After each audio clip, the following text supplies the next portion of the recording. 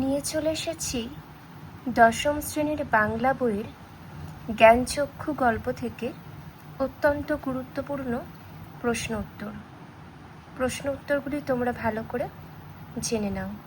দেখো, প্রথম প্রশ্ন, কাকে দেখে তপনের চোখ মার্বেলের মতন হয়ে গেল?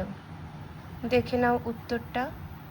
নতুন মেসোমশাইকে দেখে তপনের চোখ মার্বেলের মতন হয়ে গেল।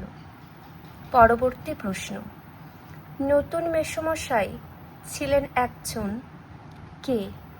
নতুন মেসোমশাই ছিলেন একজন লেখক। পরবর্তী প্রশ্ন, ছোট মাসি সেই দিকে ধাবিত হয়। ছোট মাসি ধাবিত হয় কোন দিকে? ছোট মেসোর দিকে। নেক্সট, তপনের লেখা গল্প তার মেসোমশাইকে কে দিয়েছিল? তপনের লেখা গল্প তার মেসোমশাইকে দিয়েছিল তপনের ছোট মাসি। নেক্সট, তপন অবশ্য মাসির এই হইচইতে মনে মনে পুলকিত হয়।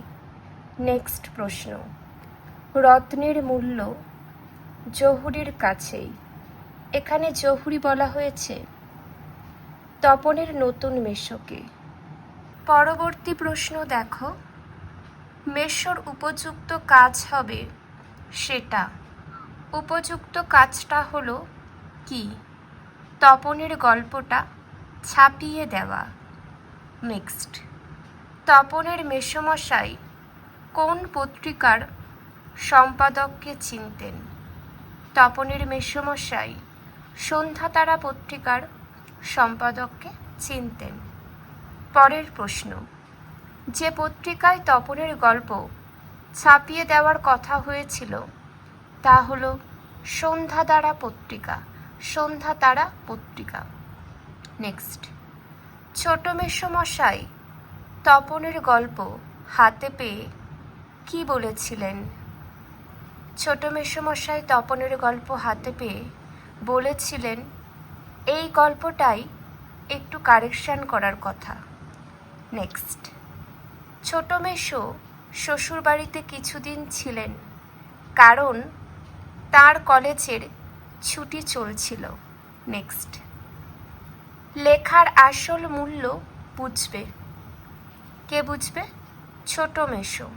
নেক্সট, তপনের হাত আছে কথাটির অর্থ কি?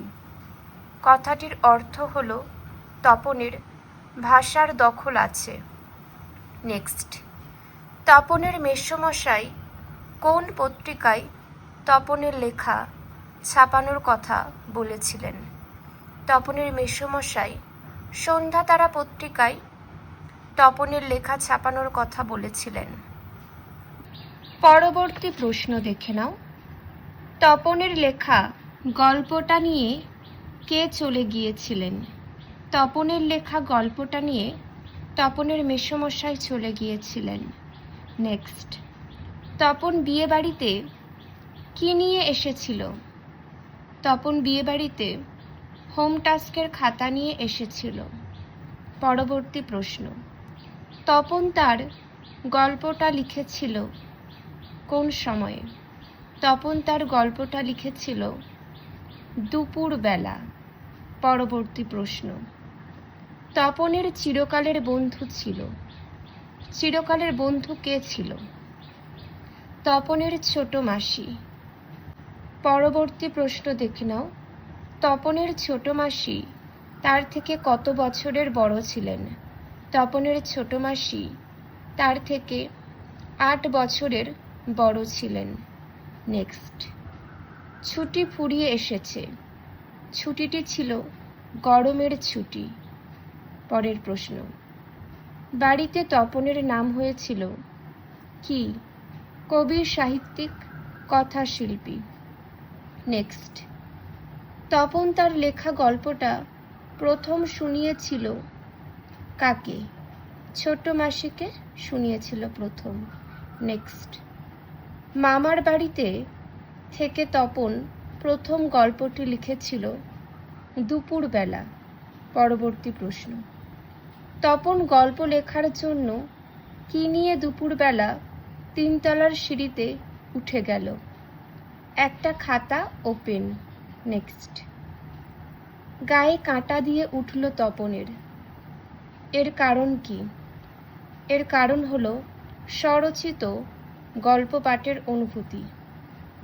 নেক্সট। ঠাট্টা তামাশার মধ্যে তপন যে কটি গল্প লিখেছে, 2-3টি গল্প লিখে ফেলেছে। পরবর্তী প্রশ্ন। যেন নেশাই পেয়েছে, যে নেশার কথা বলা হয়েছে, এখানে গল্প লেখার নেশার কথা বলা হয়েছে।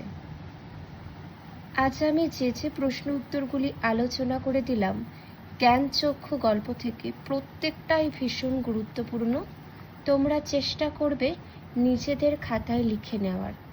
কারোর কোনো মন্তব্য থাকলে কমেন্টের মাধ্যমে অবশ্যই জানাবে। এখানেই শেষ করছি। সবাই খুব ভালো থেকো আর মন দিয়ে পড়াশোনা করো।